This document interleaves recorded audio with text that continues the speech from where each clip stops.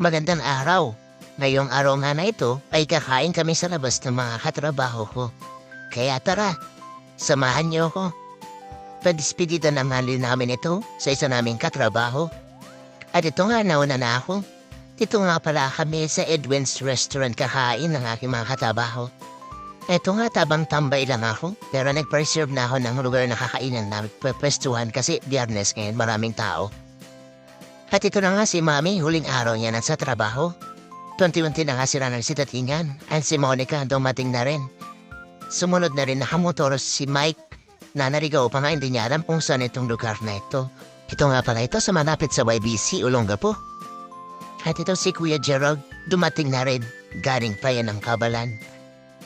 Kaya natabang hinihintay nga namin ng mga iba pa namin kasama, naglinis at naganda na kami ng aming pagkakainan. Dito nga sa labas ang napili naming pwesto kasi sa loob napakausok. Tsak nakakapit yung amoy namin pagdating namin sa office. Ito nga yung mga pagkain na aming kakainin ngayong araw na ito. Magsasanggipsal nga kami. Bukod nga sa mga side dishes, meron din kami mga desserts at saka unlimited drinks. Ayan nga, dumating na si Chloe. Dito nga ay nag-start na kaming kumuha at nagluto ng mga karne. Habang hinihintay pa namin ng isa namin kasama na si Tupi. Kasama nga rin pala ni Mami ng kanyang anak na si Sasha. Matagal naman namin itong pinaplano, buti ngayon at natuloy na. At ito nga si Tupi ay dumating na sa wakas. Ito nga habang kami nagluluto, tuloy ang tawanan ng tsika ng iba nga ay kumakain na. Maganda nga ito at nagkakaroon ng banding ang aming team kahit paminsan-minsan lang. Sa mga oras na ito, medyo busog na nga kami. Naparami na nga kami ng kain dito. Tingnan mo nga naman yung pinagkainan namin dito, parang binagyo na. Dito nga pinabalik namin si Tupi, sayang ang al-dividend. Naiya pa nga siya dyan, buti sinamahan siya ni Chloe. Nakakatuwa nga yung dalawa, napaka-supportive nila sa isa't isa. Mapapasana all ka na lang talaga. Sa mga oras nga na ito ay hindi na kami nagpatagdag ng karne, kaya puro side dishes na lang kinuha ni Tupi.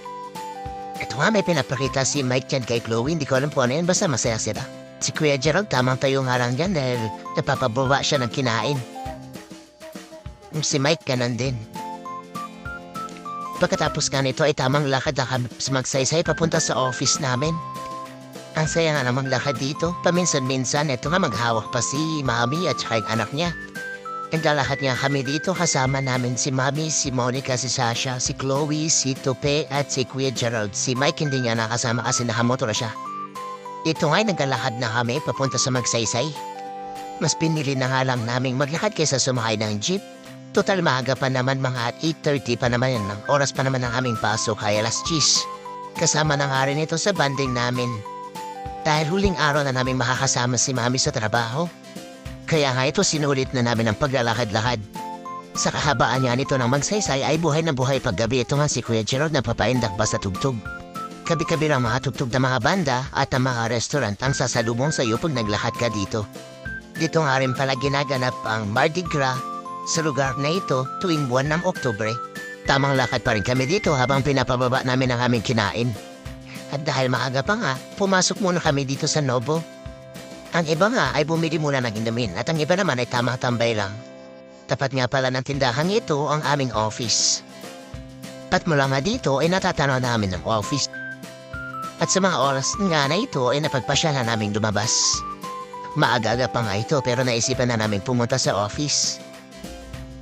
At ito nga nagpapaalam na si Monica, akala niya hindi na kami magkikita may trabaho pa naman kami.